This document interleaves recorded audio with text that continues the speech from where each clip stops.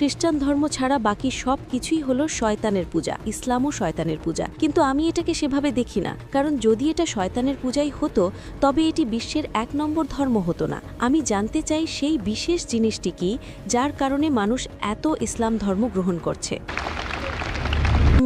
শুভ সন্ধ্যা doctor, আমার নাম রেভা এবং আমি একজন মনোবিজ্ঞানের ছাত্রী। 9/11-এর প্রশ্নটি আমার বোনের ছিল, কিন্তু আমি 9/11 নিয়ে কথা বলছি না। আমার একটি আলাদা প্রশ্ন আছে। আমার গলা কিছুটা ব্যথা করছে, তাই গলার স্বর বসে যাওয়ার আগেই আমি প্রশ্নটা দ্রুত করছি। অ্যাকচুয়ালি আমি একটি খ্রিশ্চান স্কুলে গিয়েছিলাম এবং সেখানে আমি খুব ভালো সংখ্যক সংকীর্ণ মনা মানুষের দ্বারা পরিবেষ্টিত ছিলাম। তাদের বিশ্বাস হলো খ্রিস্টান ধর্ম ছাড়া বাকি সব কিছুই হলো শয়তানের পূজা, ডেভিল ওয়ার্শিপ। তাই তাদের মতে সব কিছুই শয়তানের পূজা এবং তাদের কাছে ইসলামও শয়তানের পূজা। কিন্তু আমি এটাকে সেভাবে দেখি না, কারণ যদি এটা শয়তানের পূজাই হতো তবে এটি বিশ্বের ১ নম্বর ধর্ম হতো না। সুতরাং পরিষ্কারভাবে ইসলামে এমন কিছু আছে যা খ্রিস্টান ধর্মে নেই, যে কারণে এটি এত সফল এবং অনেক মানুষ এর মধ্যে আছে। তাই আমার প্রশ্ন হল, আমি জানতে চাই সেই বিশেষ জিনিসটি কি যার কারণে মানুষ এত ইসলাম ধর্ম গ্রহণ করছে।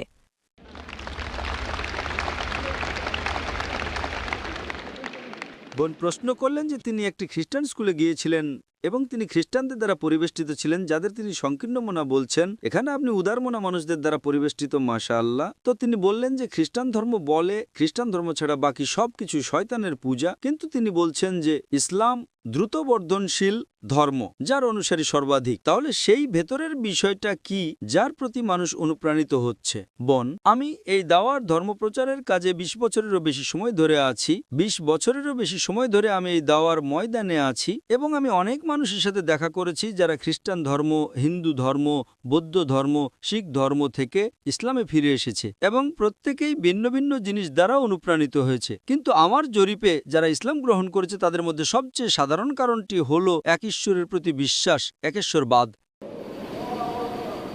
অন্য লোকেরা তাত্ত্বিকভাবে বলে ঈশ্বর এক এবং অদ্বিতীয়, কিন্তু বাস্তবে তারা তা পালন করে না। খ্রিস্টান ধর্ম এক ঈশ্বরে বিশ্বাস করতে বলে, কিন্তু তারা বলে পিতা, পুত্র এবং পবিত্র আত্মা। তারা একের কথা বলে, কিন্তু তারা বাস্তবে ত্রিতত্ত্ববাদে, ট্রিনিটিতে বিশ্বাস করে। তাই ইসলামই একমাত্র ধর্ম যা তাওহিদ বা একেশ্বরবাদের কথা বলে এবং তা চর্চা করে। তাই এটি একজন ব্যক্তিকে এক সত্য ঈশ্বর, একাত্মবাদ সম্পর্কে অনুপ্রাণিত করে এবং অন্যান্য ধর্মের মতো নয়, যেখানে আপনি দেখতে পান যে আপনারা জানেন ঈশ্বররা নিজেদের মধ্যে যুদ্ধ করছে। এক ঈশ্বর অন্য ঈশ্বরের সাহায্য নিচ্ছে এবং শয়তান ঈশ্বরকে পরাজিত করতে পারে। এসব জিনিস একজন সাধারণ মানুষ অযৌক্তিক মনে করে। ঈশ্বর কিভাবে পরাজিত হতে পারেন? ঈশ্বর কিভাবে মারা যেতে পারেন? কিছু ধর্মে ঈশ্বর মারাও যান। তো যদি ঈশ্বর মারা যান তবে বিশ্ব কে শাসন করে? তো যখন আপনি এসব জিনিস দেখেন, যৌক্তিকভাবে মানুষ সাধারণত অন্ধভাবে অনুসরণ করে। এই অন্ধ বিশ্বাসগুলো ইসলামে নেই। তাই কোরআন বলে তারা কি বোঝে না? এটা বোধসম্পন্ন মানুষদের জন্য। এমনকি আমার আলোচনাতেও আমি বলেছিলাম যে সর্বশক্তিমান ঈশ্বর আকাশ এবং পৃথিবী সৃষ্টি করেছেন এবং রং এবং ভাষা তৈরি করেছেন। নিশ্চয়ই এটি তাদের জন্য নিদর্শন যারা বোঝে। কোরআন এমন একটা বই যা যুক্তিকে সন্তুষ্ট করে। আজকে মিডিয়া ইসলামের বিরুদ্ধে থাকা সত্ত্বেও আপনি কল্পনা করতে পারেন সেই ক্ষমতা, বিলিয়ন এবং ট্রিলিয়ন ডলার তারা ইসলামের বিরুদ্ধে ঢালছে একে ছোট করার জন্য। তবুও এটি দ্রুততম ধর্ম। তাই এটা একটা অলৌকিক কথা। আল্লাহ সুবহানাহু ওয়া তাআলা কোরআনে সূরা আল ইমরান অধ্যায় নম্বর ৩ আয়াত নম্বর ৫৪-তে বলেছেন, তারা পরিকল্পনা এবং চক্রান্ত করেছিল এবং আল্লাহ পরিকল্পনা করেছিলেন, আর আল্লাহ সবচেয়ে উত্তম পরিকল্পনাকারী। তো এইভাবে প্রধান কারণটি হলো ইসলাম সবচেয়ে যৌক্তিক ধর্ম। কিছু নির্দিষ্ট বিষয় থাকতে পারে যেটা তারা মনে করতে পারে, ও এটা খারাপ, এটা ওই রকম। কিন্তু যখন তারা এর কাছাকাছি আসে, যেমন আজকে ইসলামকে অপবাদ দেওয়া হয়। একটি হলো তন্ত্রবাদ, দ্বিতীয়টি হলো এতে নারীর কোনো অধিকার নেই।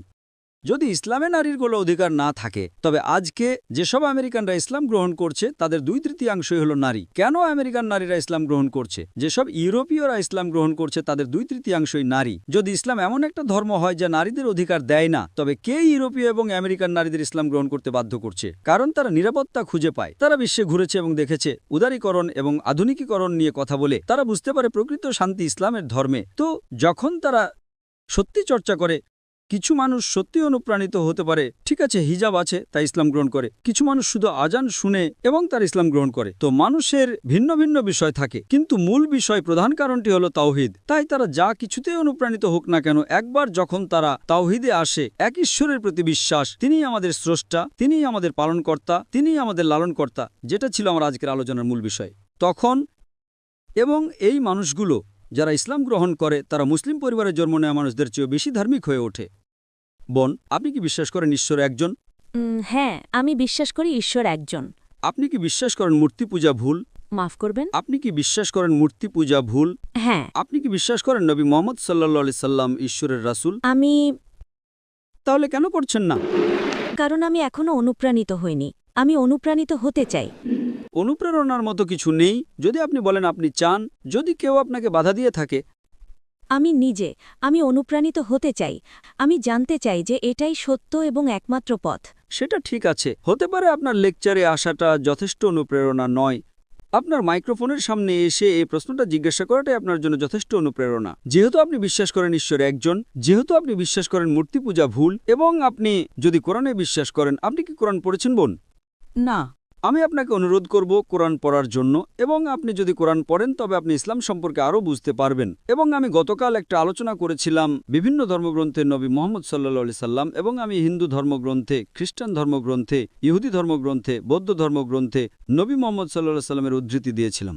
শুধুমাত্র যদি আপনি, যেহেতু আপনার পিছনের ব্যাকগ্রাউন্ড হিন্দু ধর্ম আমি বিশ্বাস করি। না, আমি খ্রিস্টান ধর্মের। খ্রিস্টান ধর্ম? যদি আপনার ব্যাকগ্রাউন্ড খ্রিস্টান ধর্ম হয়, আপনি কি বাইবেল পড়েছেন? হ্যাঁ, এটা আমার স্কুলে একটি বিষয় ছিল। ঠিক আছে, আমি আপনাকে শুধু রেফারেন্সগুলো দিচ্ছি। নবী মুহাম্মদ সাল্লাল্লাহু আলাইহি সাল্লামের ভবিষ্যৎবাণী ওল্ড টেস্টামেন্ট এবং নিউ টেস্টামেন্টেও করা হয়েছে। ওল্ড টেস্টামেন্টে তার ভবিষ্যৎবাণী করা হয়েছে বুক অব ডিউটেরোনমি অধ্যায় নম্বর 18 আয়াত নম্বর 18, বুক অব ডিউটেরোনমি অধ্যায় নম্বর 18 আয়াত নম্বর 19, বুক অব আইজায়া অধ্যায় নম্বর 29 আয়াত নম্বর 12, সংস অব সোলোমন অধ্যায় নম্বর 5 আয়াত নম্বর 16। বিস্তারিত জানতে আপনি আমার ভিডিও ক্যাসেট দেখতে পারেন। নিউ টেস্টামেন্টেও তার ভবিষ্যৎবাণী করা হয়েছে গসপেল অব জন অধ্যায় নম্বর 14 আয়াত নম্বর 16, গসপেল অব জন অধ্যায় নম্বর 15 আয়াত নম্বর 26, গসপেল অব জন অধ্যায় নম্বর 16 আয়াত নম্বর 7, পাশাপাশি গসপেল অব জন অধ্যায় নম্বর 16 আয়াত নম্বর 12 থেকে 14 পর্যন্ত। আমি আপনাকে সংক্ষেপে একটা ভবিষ্যৎবাণী দিচ্ছি। যীশুখ্রিস্ট আলাইহিস সালাম গসপেল অব জন অধ্যায় নম্বর 16 আয়াত নম্বর 12 থেকে 14তে বলেছেন, তোমাদেরকে আমি আরো অনেক কিছু বলতে চাই, কিন্তু এখন তোমরা তা সহ্য করতে পারবে না। কিন্তু যখন সে সত্যের আত্মা আসবেন, তিনি তোমাদের সমস্ত সত্যের পথে পরিচালিত করবেন। তিনি নিজের থেকে কিছুই বলবেন না, তিনি যা শুনবেন তাই বলবেন, এবং তিনি আমাকে মহিমান্বিত করবেন। যীশুখ্রিস্ট আলাইহিস সালামের এই ভবিষ্যৎবাণী যে তোমাদেরকে আমি আরো অনেক কিছু বলতে চাই, কিন্তু এখন তোমরা তা সহ্য করতে পারবে না। কিন্তু যখন সে সত্যের আত্মা আসবেন, তিনি তোমাদের সমস্ত সত্যের পথে পরিচালিত করবেন। তিনি নিজের থেকে কিছুই বলবেন না, তিনি যা শুনবেন তাই বলবেন, এবং তিনি আমাকে মহিমান্বিত করবেন। এটা মুহাম্মদ সাল্লাল্লাহু আলাইহি সাল্লাম ছাড়া আর কাউকে বোঝায় না, কারণ এখানে বলা হয়েছে তিনি নিজের থেকে কিছুই বলবেন না, তিনি যা শুনবেন তাই বলবেন। এবং আপনি নবী মুহাম্মদ সাল্লাল্লাহু আলাইহি সাল্লামের ইতিহাস জানেন যে সর্বশক্তিমান ঈশ্বর প্রধান ফেরেশতা জিবরাইল আলাইহিস সালামের মাধ্যমে নবী মুহাম্মদ সাল্লাল্লাহু আলাইহি সাল্লামকে ওহী পাঠাতেন। তিনি যা পেতেন তা হুবহু রিপিট করতেন, এবং তিনি আমাকে মহিমান্বিত করবেন। আপনি যদি দেখেন ঈশ্বরের কোনো দূত, কোনো ব্যক্তি যিনি নিজেকে নবী বলে দাবি করেছেন, তিনি নবী মুহাম্মদ সাল্লাল্লাহু আলাইহি সাল্লাম ছাড়া আর কেউ নবী যিশুকে মহিমান্বিত করেননি। তাই বাইবেলে উল্লেখ আছে যে এই মানুষটা আসবেন, তিনি আমাকে মহিমান্বিত করবেন। এবং আমি আপনাকে অন্য যে রেফারেন্সগুলো দিয়েছি সেগুলো শেষ এবং চূড়ান্ত নবী মুহাম্মদ সাল্লাল্লাহু আলাইহি সাল্লামের আগমনের দিকে ইঙ্গিত করছে। এবং এমনকি কোরআনও এটা বলে। এটা কোরআনের সূরা আস-সাফ অধ্যায় নম্বর 6 আয়াত নম্বর 6 উল্লেখ আছে যে যীশুখ্রিস্ট আলাইহিস সালাম বনি ইসরাইল অর্থাৎ ইসরায়েলের লোকেদের বা ইহুদিদের কাছে একটা রাসূল হিসেবে প্রেরিত হয়েছিলেন, এবং তিনি বলেছিলেন, আমি তোমাদের একটা রাসূলের সুসংবাদ দিচ্ছি যিনি আসবেন, যার নাম হবে আহমদ। এবং আহমদ হল নবী মুহাম্মদ সাল্লাল্লাহু আলাইহি সাল্লামের দ্বিতীয় নাম। নবী মুহাম্মদ সাল্লাল্লাহু আলাইহি সাল্লামের ভবিষ্যৎবাণী শুধুমাত্র বাইবেলের ওল্ড টেস্টামেন্ট এবং নিউ টেস্টামেন্টে নেই, এমনকি বেদে, পুরাণে, হিন্দু ধর্মগ্রন্থে, পার্সি ধর্মগ্রন্থে, বৌদ্ধ ধর্মগ্রন্থেও তার ভবিষ্যৎবাণী করা হয়েছে। যেমনটি আমি আগেও বলছিলাম যে যদিও ধর্মগ্রন্থগুলো পরিবর্তন করা হয়েছে, যদিও ধর্মগ্রন্থগুলো বিকৃত করা হয়েছে, তবুও সেই ধর্মগ্রন্থের আয়াতগুলোতে এক ঈশ্বরের বা তৌহিদের এবং নবী মুহাম্মদের শেষ ও চূড়ান্ত রাসূল হওয়ার অবশিষ্টাংশ রয়ে গেছে।